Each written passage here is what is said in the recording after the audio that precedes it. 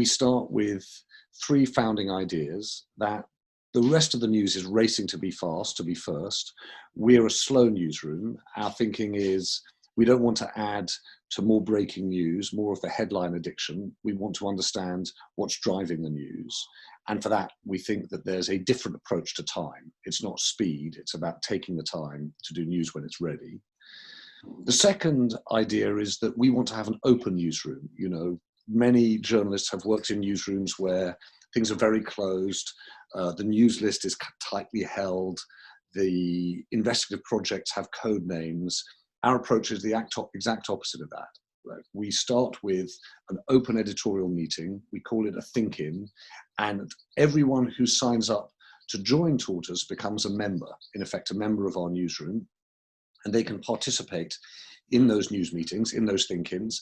And the reason for that is we believe that having our journalism informed by a greater number of people from different walks of life with different experience should provide us with A, leads on stories, and B, with a deeper, wider, more richly informed journalism.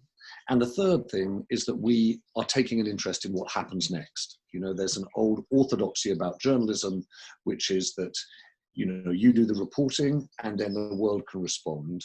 We've seen in activism that activists increasingly take an interest in journalism, and we can see the benefit of saying, as reporters, as journalists, there's an argument for us taking an interest in what happens next, in the campaigns that follow. So slow, open, and interested in what happens next. That's the founding idea of Tortoise. Commercially, we operate to a different model. We don't take advertising. We won't trade your data or your eyeballs. Instead, we essentially have 2 streams of income: Tortoise for members, people who sign up, and Tortoise for business, where we go and provide the services that we provide for members, i.e. those think-ins, our daily newsletter, email, the capacity to make podcasts. We do that for businesses too.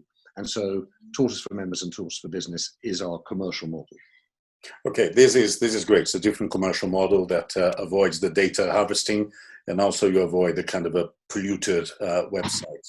But does it pay membership alone? I mean, it's a struggle to make membership alone pay. And what kind of a sponsorship that straight away will lead people to think that you'll be compromised?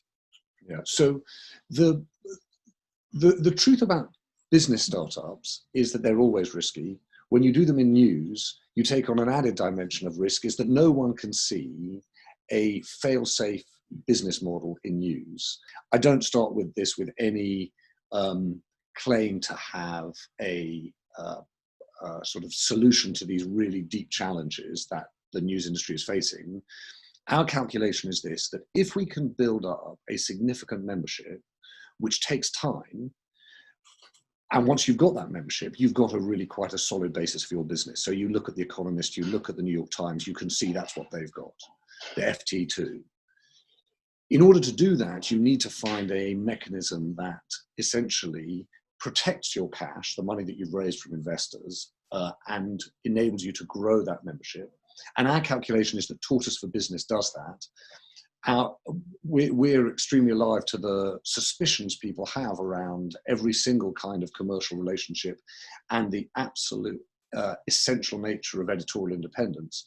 So the way we approach that is we seek to be incredibly transparent about every commercial relationship we've got. We always make sure that all of those commercial partners are listed.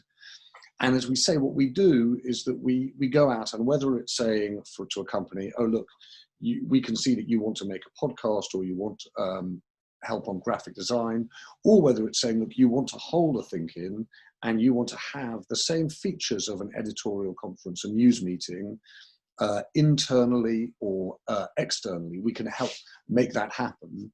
Those are business streams and revenue streams that are important and will help us grow over time.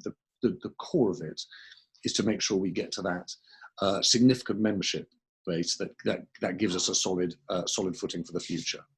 So just to clarify, when you talk about the sponsorships, they are the commercial, the business side you're doing. It's not necessarily that these, detailed article about, Brexit is sponsored by Sainsbury's. No, of course not. No. So firstly, we're extremely clear, both with companies and with all of our members. When you look on our website, you'll see we're a journalistic organization.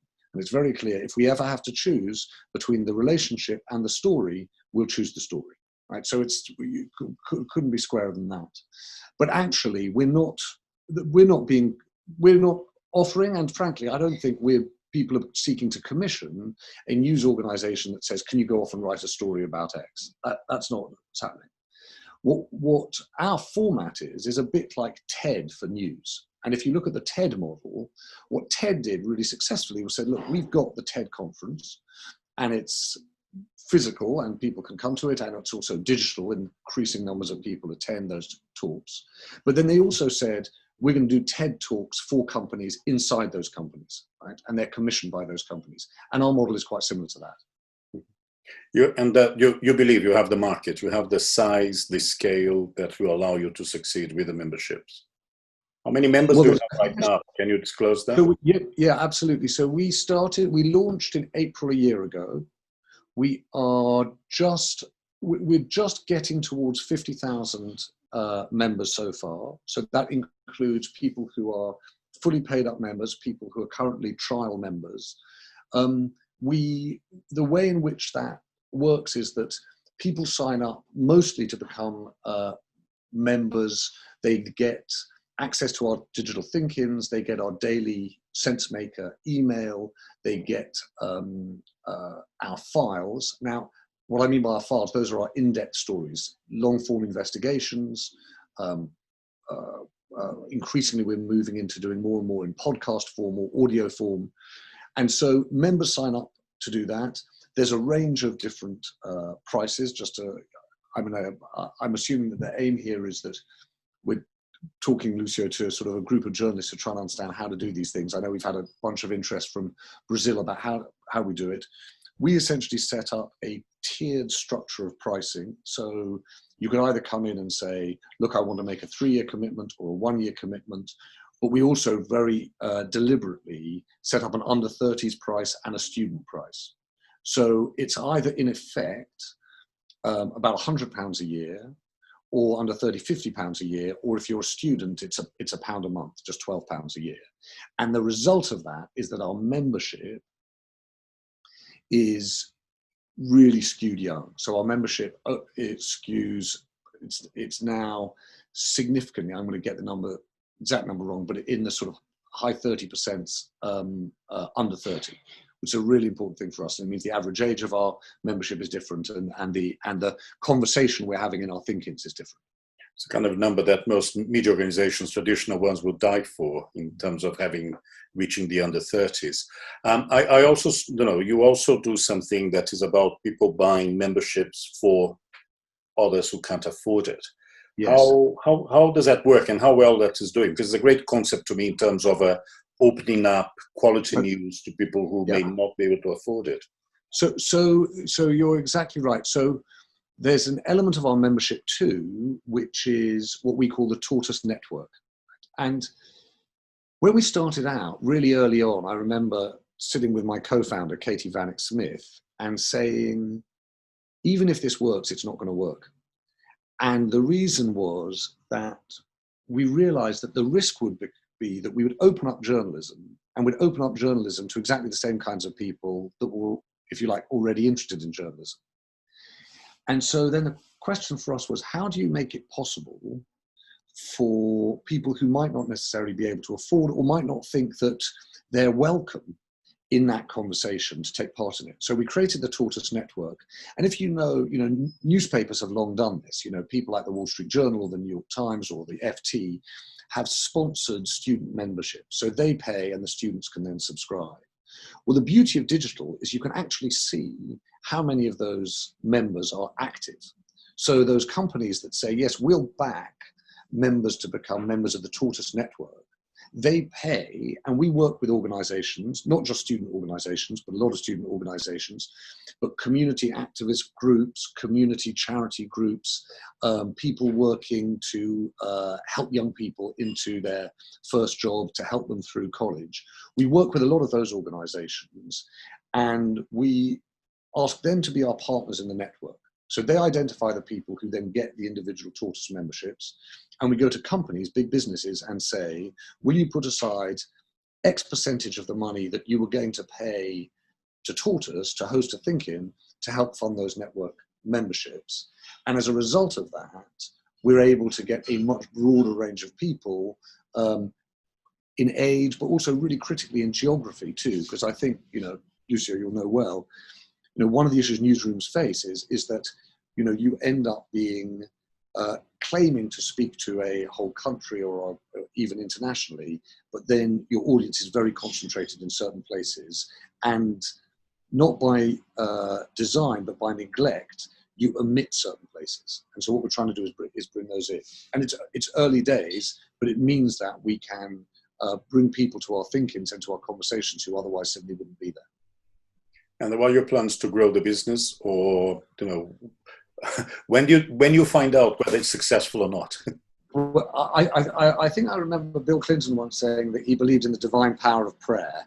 So there's a good deal of that. Look, we started, as I said, we went live in April 2019. In March of 2020, in the third week of March 2020, a whole range of the events we'd planned for Tortoise, on the Tortoise for Business side, just disappeared. The advent of the coronavirus. And so there were two elements to that. One was trying to deal with a level of uncertainty for the next, year or two, and how we plan for that. The other bit, of course, was it was completely invigorating. Suddenly, like so many media businesses, we realized that we could do things digitally. We could work from home. We could, edit, commission, design journalistic content without all being in the same place. But critically for us, we had made a big feature of the fact that we would host our think-ins in person in our newsroom. And suddenly they were all digital. And the result has been amazing. Amazing because the numbers just multiplied. Amazing too because we got access to people all over the world. So things suddenly became much more international. But, in the way we're having this conversation, there's something about these conversations on a Zoom call or on any digital platform that seem to me much more democratic. You don't have your sages on the stage and the audience, sitting silently or, basically looking at their phones, and you've got everyone engaged, or you can potentially have everyone engaged. So that's been extraordinary for us and really changed things for us. Great. James, one last question. You edited the Times. It couldn't be a more traditional newspaper. You were director of news for the BBC. You couldn't be a more traditional broadcaster. And now you're running a digital native business. Which one is more fun? So my favorite job until this one was being a foreign correspondent. I was a reporter in Shanghai, and you couldn't believe your luck. You couldn't stop working. It consumed you because everywhere you went, you were always alive to a story. But you felt like you were on this curious adventure where you were learning all the time.